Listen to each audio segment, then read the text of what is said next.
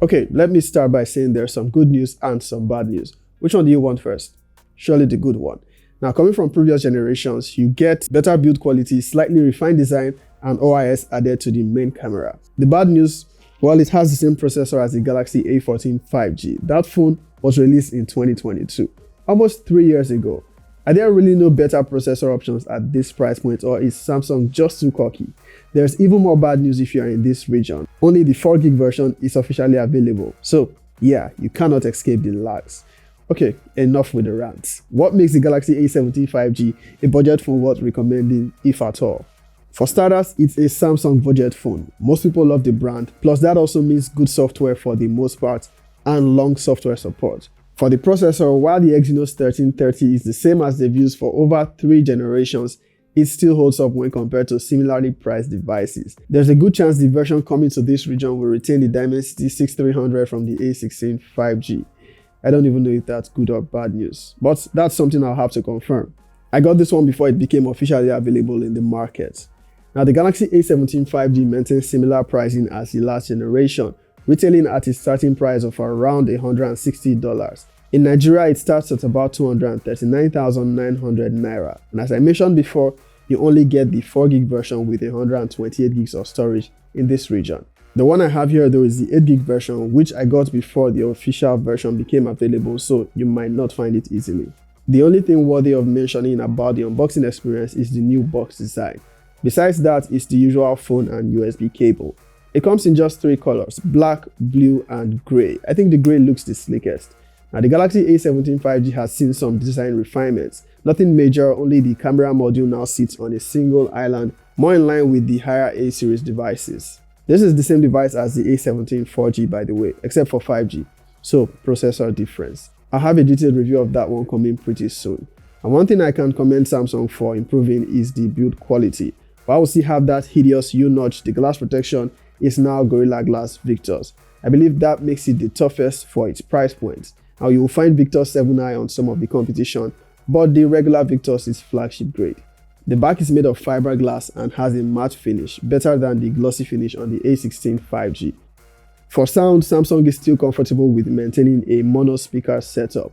Headphone jack is still gone for good. IP rating is maintained at IP54.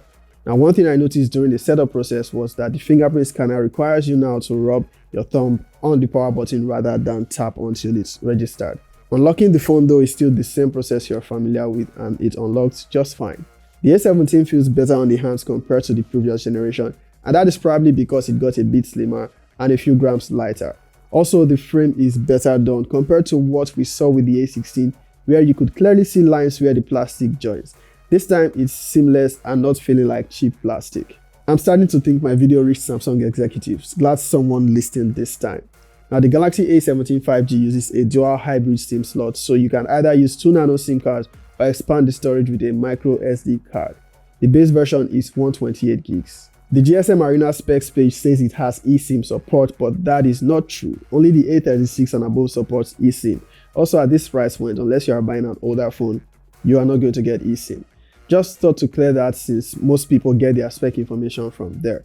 Probably an oversight on their part. So don't come fighting me in the comments unless you somehow have a unit and use eSIM on it. Mine doesn't. Now let's move on. Nothing has changed with the display specifications since the last 2 generations, so I don't need to say much here. 90Hz 1080p Super AMOLED, still vibrant, still one of the best looking in terms of quality if you can ignore the U-notch. Still not the brightest when compared to the competition, still no AOD, still with thicker chin than most, still good enough to serve its purpose at this price point. If you have any disputes, feel free to rant in the comments. We'll join you. Now, the device is smooth to operate for the most part, much better than I anticipated actually, but I suspect it's largely due to the fact that I got my hands on the 8GB version. I still recommend avoiding the 4GB version if you can. We have One UI 7 here and Android 15. As with the last generation, we're getting 6 years of major OS upgrades. That is software support up until 2031 if I'm correct. Will it survive that long though? Probably not, but you definitely cannot criticize that. There is no manufacturer at this price point doing even half of that. Maybe half. On the software, I only have one complaint, and that is the lack of a default screen recorder. But that's probably not a problem since you can always install an app to get that. On customization, you are getting arguably the best thanks to One UI and Good Luck, which you can install from a third-party source if you don't find it in the Play Store or Galaxy Store. The A17 5G is also not lacking when it comes to multitasking, as you have everything you probably need, except if you find yourself with the 4GB version, then you have to deal with stutter sometimes when switching between apps and background app retention. On the 8GB version I have here, it has been great so far. There are no AI features to speak of other than circle to search. You have to install apps for the purpose should you need any AI features. Or you could buy a Techno, an Infinix, or better still, double your budget and go mid-range or higher.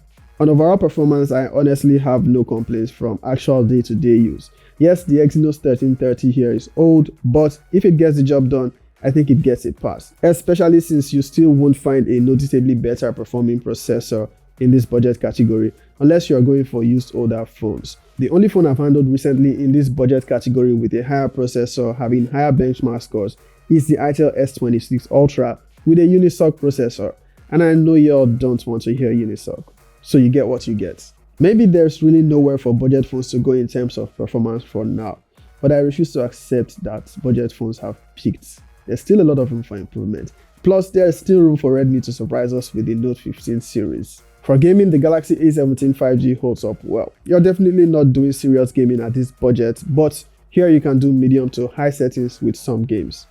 It performs consistently with no heating issues in my experience. Now with CODM, you can go up to max frame rate with the graphics set to low. For the eFootball lovers, this can consistently do 60 FPS with high graphics. Battery is still the standard 5000 mAh. You'll get 6 to 7 hours of screen time with standard use. You can even get more depending on how much time you spend on your phone or less, but the battery life is good. It is a 5G phone, so battery life will be different if you are using 5G. Charging is still 25 watts. Now in the camera department, while nothing much has changed with the specifications, there's major improvements in stabilization with OIS now on the main camera. You can get good photos in the right lighting. Color comes out great and images have good detail. On the selfie camera, you will also get good results when used right. As always, if you prefer it sharp, I advise disabling the skin smoothness that is turned on by default. Video still maxes out at 1080p 30fps. Thanks to its optical image stabilization, it will be noticeably more stable than most phones in the same budget range. So what you're basically getting with the Galaxy A17 5G is an old but still capable processor, refined design, stabilization on the main camera, and I guess more software support than all of the competition. Everything else is same old, and for the price of the 4GB version of this, you can either choose to go for a 6GB version of the A17 4G or even the A16 4G. There's also Tecno Spark 40 Pro or Infinix Hot 60 Pro, but none of these options offer 5G. Although to some extent the Infinix and Tecno offer more on other areas, but that's up to you what your preference is. The same applies to the A17 4G. That's pretty much it for this video. Do hit that subscribe button if you find this video helpful. And you can check out my review on Tecno and Infinix options on either of these sites. Peace out.